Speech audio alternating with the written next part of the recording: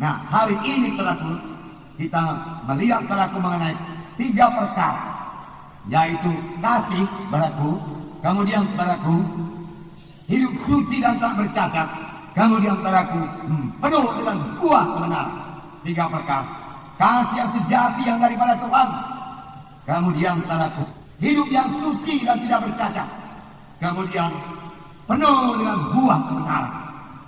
Saudaraku, bisakah ini terjadi? Tentunya bisa. Kalau tidak bisa, saudaraku, Tuhan tidak akan beritahukan kepada kita.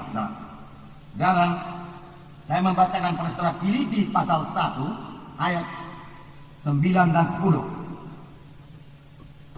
Saya membacakan, dan inilah doaku. Jadi ini doa Paulus pada sidang Filipi. Semoga kasihmu makin melimpah dalam pengetahuan yang benar dan dalam segala macam pengertian. Jadi dikatakan kasihmu makin melimpah, makin bertambah-tambah dalam segala macam pengetahuan yang benar dan segala macam pengertian.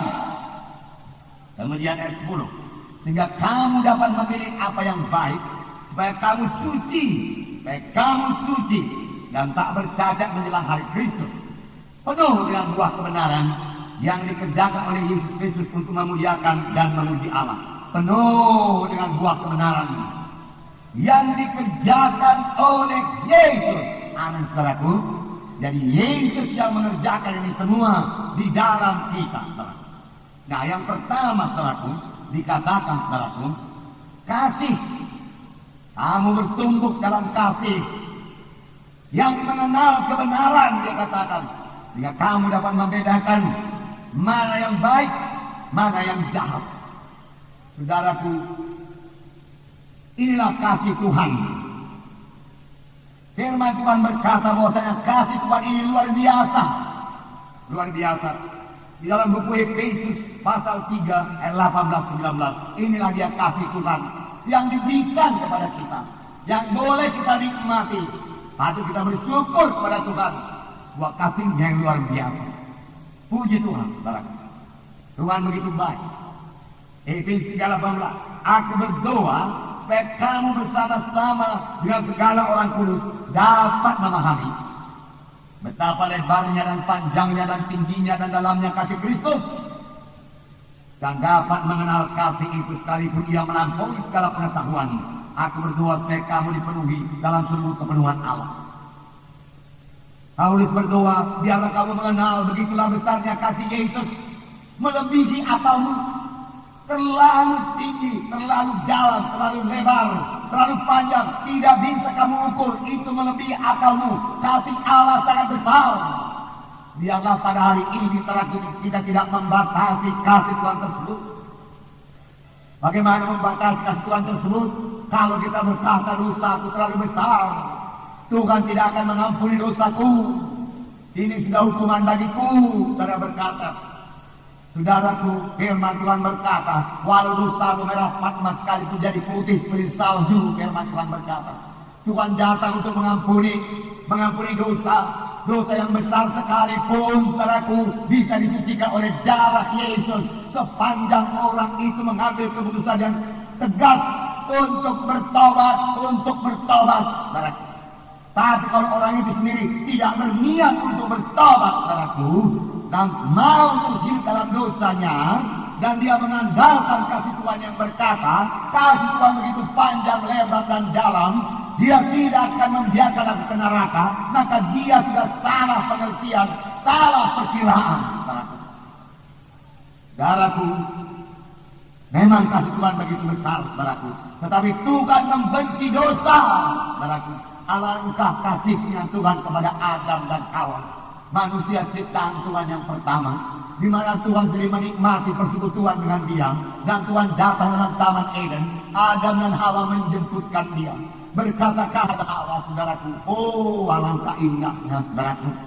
Hawa juga menikmati persekutuan dengan Tuhan, Adam juga menikmati persekutuan dengan Tuhan. Tuhan sendiri menikmati persekutuan dengan Adam dan Hawa, termasuk menikmati persekutuan dengan saudara dan saya. Amin, saudaraku. Tetapi apa yang terjadi? Pada waktu Adam dan Hawa jatuh kepada dosa, Tuhan menghukum mereka. Luar biasa hukuman Tuhan. Diusir daripada Taman Eden. Bahkan dikatakan lagi dosa ini akan jadi kepadamu. Dia katakan, aku akan menambahi susah payah pada waktu kamu melahirkan. Dia katakan dan lain sebagainya. Saudaraku, saudara, itulah dia Tuhan yang maha kasih, maha penyayang, maha pengampun. Saudaraku, dia tetap menghukum dosa. Saudara, sebagai anak-anak Tuhan, kita tidak bisa hidup sebagai orang dunia ini. Hari Senin, Selasa, Rabu, Kamis, Jumat, Sabtu, kemudian hari Minggu datang ke gereja dan minta semua dosa kita diampuni Tuhan. Haleluya, ampunilah dosa saya Tuhan. Saya sudah berdosa Senin, Selasa, Rabu, Kamis, Jumat, Sabtu. Ampuni semua Tuhan, ampuni.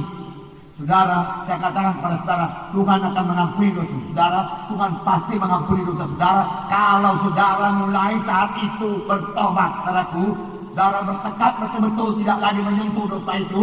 Boleh jadi saudara datang kepada hamba Tuhan dan berkata, oh hamba Tuhan letakkan tanganmu atas saya, saya bebas daripada dosa ikatan ini. Aku sudah bosan dengan dosa ini. Aku tahu dosa ini membawa ke neraka. Oh bebaskan aku, saudara berkata. Maka Tuhan akan membebaskan saudara. Tetapi jangan berbuat dosa lagi. Jangan berbuat dosa lagi. Tuhan Yesus berkata kepada orang yang sudah sembuh, mulai engkau sudah sembuh, perhatikan baik-baik. Mulai sekarang jangan engkau berbuat dosa lagi, supaya jangan kau kena yang lebih parah. Bahkan pada seorang perempuan yang kedapatan berzina, saudaraku, Tuhan berkata, pergilah, aku juga tidak menghukum engkau, tapi mulai sekarang jangan berbuat dosa lagi. Bertaubat sungguh-sungguh. Saudaraku, saya tidak bisa mengandalkan kasih Allah luar biasa. Dia tidak akan memberikan saya ke neraka. Tetapi selaku kita memboleh-bolehkan dosa dengan berkata, nantikan diampuni Tuhan juga ya. Nanti ada anugerah Tuhan limpahnya itu. Inilah hari pertobatan, inilah hari keselamatan. Jangan tunggu besok, saudaraku. Jangan tunggu lebih baik lagi, saudaraku. Banyak orang saudaraku salah mengerti dengan kasih Tuhan. Nggak ada neraka, dia katakan. Bagaimana Tuhan yang begitu baik menciptakan neraka? Nyatanya sudah banyak orang ke neraka. Sodom dan Gomora dihancurkan Tuhan dengan api dan belerang karena dosa mereka, saudaraku. Walaupun Abraham sudah membela. Namun saudaraku, Sodom dan Gomora sama sekali tidak berniat untuk bertobat. Bahkan dia menikmati dosanya, saudaraku. Dan sangat ingin melaksanakan terus dosanya itu, saudaraku. Tuhan harus menghukum dosa. Karena firman Tuhan berkata, hendaklah kamu kudus karena aku kudus. Amin, saudaraku. Jadi saudaraku, jangan salah mengerti kasih Tuhan yang luar biasa. Memang betul firman Tuhan berkata, karena demikian Allah mengasihi isi dunia ini, termasuk saudara dan saya dan seluruh manusia ini, sehingga diberikannya anak yang tunggal, supaya barang siapa yang percaya kepadanya, barang siapa yang percaya artinya saudaraku, berbalik, bertobat, meninggalkan dosa, datang kepada Yesus. Meninggalkan semua dosa, datang kepada Yesus, tidak binasa, mereka beroleh hidup yang kekal. Amin, saudara. Haleluya. Puji Tuhan, saudara.